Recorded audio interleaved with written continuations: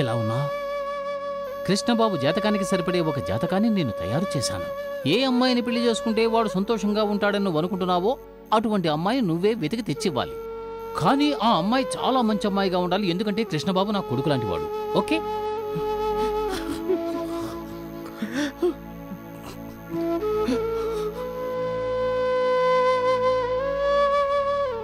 ఇలా చూడు, నేను పిల్లని చూసి వాడికిచ్చి పెళ్లి చేసి ఆ తర్వాతే వెంకటగిరికి వస్తాను. నువ్వు కూడా నాతో రావాలి. ఈ అమ్మాయి కృష్ణబాబు పెట్టిన 8 కండిషన్స్లో ఎన్ని కండిషన్స్ పాస్ అవుతుందో నాకేమాత్రం తెలియదు. 1000 అబద్ధాలు చెప్పైనా ఒక పెళ్లి చెయ్యాలి. అది నువ్వు నాకు చెప్పిన మంచి సూక్తి. ఆ నమ్మకంతోటే నేను ఈ పెళ్లి చేస్తాను. ఓకే?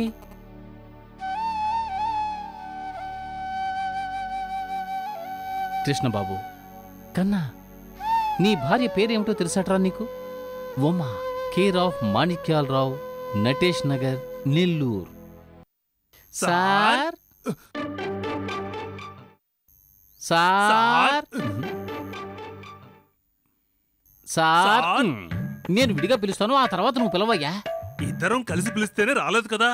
తలుపు తెరుచుంది కదా, లోపలికి వెళ్ళిపోదామా? కుడిగా లోపల పెట్టరా.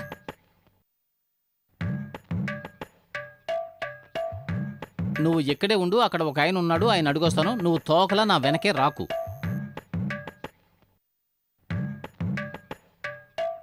నమస్తే, నా పేరు నారద నాయుడు.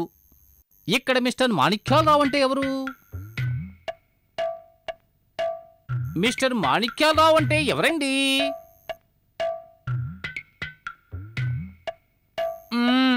నాకు చెవులు సరిగా వినిపించవు. ఓయ్, ఎండలో తిరిగినందువల్ల నా నోరు పెగలడం లేదు, నువ్వు వచ్చి అరు.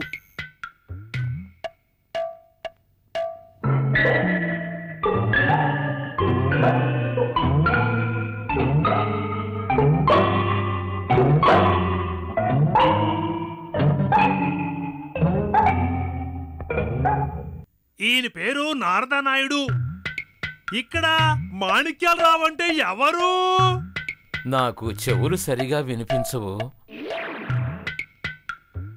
కొంచెమే వినిపించదా, లేకపోతే అసలు ఏమీ వినిపించదా? నువ్వు కొంచెం తప్పుకోవయ్యా, నేను బాగా వివరంగా చెప్తాను. సార్, నేను నారద నాయుడు నామం చూసారా? ఇక్కడ ఇక్కడ ఇక్కడ మా ఇది వజ్రమా? ప్రతిదానికి భరతనాట్యం వాడగలనా మీ దగ్గర? బాగుంది. ఒక్క నిమిషం ఉండండి, ఇప్పుడే వచ్చేస్తాను.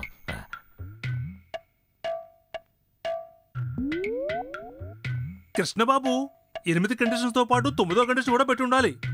ఆ అమ్మాయి ఇంట్లో ఎవరు ఇలా చెవిటి వాళ్ళు ఉండకూడదు అని. తీసుకోండి, పాపం ఎండలో వచ్చారు. ఎండలో వచ్చిన మనకి మంచి మనసుతో విసనకర్ర ఇచ్చిన ఇతనే ఖచ్చితంగా మాణిక్యాలరావు అయి ఉంటాడు. కృష్ణబాబుకి మంచి మామగారు దొరికారు. ఈ విసనకర్ర కోసమైనా కృష్ణబాబు ఈ ఇంటి అమ్మాయిని పెళ్లి చేసుకోవాలి. నాకు చెవులు సరిగా వినిపించవు. పర్వాలేదు, మా ఆవిడ రాగానే తనతో మాట్లాడండి. నా భార్య, నా కూతురు పక్కనున్న గుడికెళ్లారు.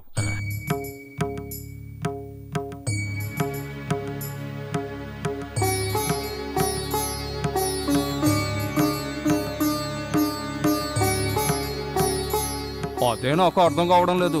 ఈవిడ ప్రతి శుక్రవారం ఇలా అడుగులో అడుగేసుకుని పూజ చేస్తూనే ఉన్నారు.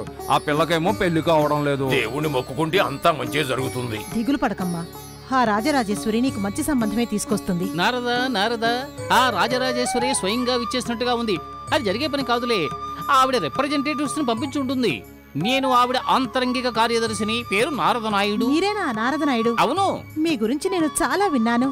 ముమ్మడివారం కమలకానన్ గురించి విన్నారా? లేదండి. అది నేనే. ఓహో, ఇలా నడుస్తూ మాట్లాడడం కష్టంగా ఉంది. ఒక చోట కూర్చుని మాట్లాడుకోవచ్చా? ఏమిటి ఇంకా ఆలోచన? మీకు నాకు పెళ్ళైపోయింది. అయ్యో, ఆయన చెప్పిన దాన్ని మీరు అపార్థం చేసుకున్నారు. ఆయన మీకు పెళ్ళైపోయింది కామా, ఆయన కూడా పెళ్ళైపోయింది అన్నారు, అంతే. పాప, నువ్వు నడమ్మా. ఒక్క నిమిషం. మీ అమ్మాయి జాతకం నా ఫైల్లోకి వచ్చింది ఎలాగా? తెలిసిన వాళ్ళందరికీ ఇస్తూ ఉంటాను. మా బంధువులు ఒక ఆవిడ ద్వారా మీకు కూడా పంపించాను. గొప్ప జాతకం. మిసెస్ సావిత్రి సత్యవంతుడి పేరు విన్నారా? అటువంటి జాతకం. భర్త మీద పోరాడైనా గెలుస్తుంది. మెడలో తాళి రూర్కెలా ఉక్కులా గట్టిగా ఉంటుంది. నిజంగానా? అవును. అందుకే కదా నెల్లూరుకొచ్చాం. మీ ఇంటికి వెళ్ళాం, మీ వారిని చూసాం, మాట్లాడాం. మేమే మాట్లాడాం. ఆయనే చెప్పారు మీరు ఇక్కడికి వచ్చారని. రాహుకాలానికి ముందుగానే మిమ్మల్ని గుళ్ళో కలిసి మాట్లాడితే మంచిది కదా అని ఇక్కడికి వచ్చేసాం. అమ్మాయి ఏం చదివింది? ఇంటర్మీడియట్ పరీక్షలు రాసింది. పరీక్ష రాసింది అని సాగదీస్తున్నారే, పోయిందా? ఒక సబ్జెక్ట్ తప్పింది. వెళదామా? ఉండవయ్యా. పాపకి హిందీ తెలుసా? ఏమా నీకు హిందీ తెలీదు కదూ? పక్కింట్లో హిందీ సినిమాలు చూసి 4-5 హిందీ మాటలు తెలుసు అంతే. Very good. వెళదామా? ఉండవయ్యా. ఇప్పుడు మీ అమ్మాయికి వంట బాగానే వచ్చు కదా? ఏమిటండి అలా అడుగుతున్నారు? కాకరకాయ వేపుడు చేసిందే అనుకోండి, కాలనీ వాళ్ళు అడిగి మరీ తీసుకువెళ్తారు. అలాగా, చాలా మంచిది. కోడికూర కూడా అలాగే చేయాలి. కోడిని 4 ముక్కలుగా చేసి మూకిట్లో నూనె వేసి ఉప్పు కారం జల్లి వేయించేస్తే కోడికూర తయారైపోతుంది. కోడా? అవునండి, అదే కోడిపుంజు గారి భార్య. అయ్యో మేము శాకాహారులం అండి. మనం వెళ్దామా? నువ్వు ఉండవయ్యా. అమ్మాయికి డాన్స్ వచ్చా అని అడగనే లేదే. నేర్పించే వసతి మాకు లేదండి. ఇక వెళ్దామా? ఉండవయ్యా. డాన్స్ చేయడం ఏమన్నా గొప్ప విద్య? మిట్ట మధ్యాహ్నం ఎండలో కాలికి చెప్పులు లేకుండా ఈ మెట్ల మీద గెంతుతూ ఉంటే అదే నాట్యం, గొప్ప నాట్యం అయిపోతుంది. అదిగో అక్కడ చూడు పాప ఎంత బాగా నాట్యం చేస్తుందో, ఇదే కూచిపూడి. ఏ సార్, ఇలా మెట్ల మీద ఆడేదంతా నాట్యమైపోతుందా? మూర్ఖుడా, నీ సొంత ఊరు ముమ్మిడివరమే కదా? అవును, అక్కడ రోట్లో బియ్యం దంచడం చూసావా? చూసేనే. ఇలా దంచుతారు. కాళ్ళతో కసాపిసా అని పేడ తొక్కుతారు చూసావా? చూసేనే.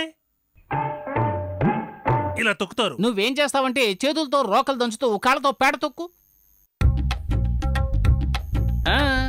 ఇదే డాన్సు, ఒరిస్సా, బాంగ్రా. మన అరంగేటం చేసేద్దాం. ఇకపోతే మిమ్మల్ని ఒకటి అడగడం మర్చిపోయాను. మీరు ధైర్యంగా అబద్ధం చెప్పగలరు కదా? ఏమిటి అబద్ధమా? ఏమిటి అబద్ధం అంటారు? పిల్లని కన్నది మీరే కదా, మరి అబద్ధం చెప్పడానికి భయపడతారు ఎందుకు? ధైర్యంగా అబద్ధం చెప్పాలి. ఇలా చూడండి, ఎంతకాలం పాప ఇలా తప్పటడుగులు వేసి ఉంటూ గుడి చుట్టూ ప్రదక్షిణాలు చేస్తుంది.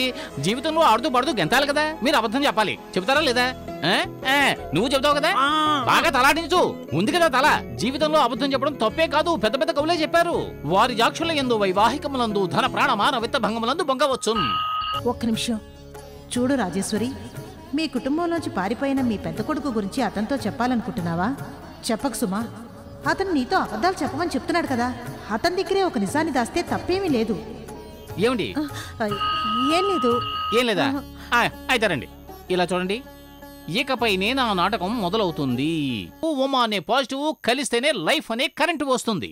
బ్రహ్మ అక్కడ కరెంటు ఇచ్చేశాడు, నేను ఎలక్ట్రీషియన్ని ఇక్కడ కనెక్షన్ ఇస్తున్నాను అంతే. కనెక్షన్ ఇస్తున్నారు, షాక్ కొట్టదు కదా? కొడుతుంది, షాక్ కొడుతుంది. కానీ పరిగెత్తే కరెంటుని టచ్ చేసే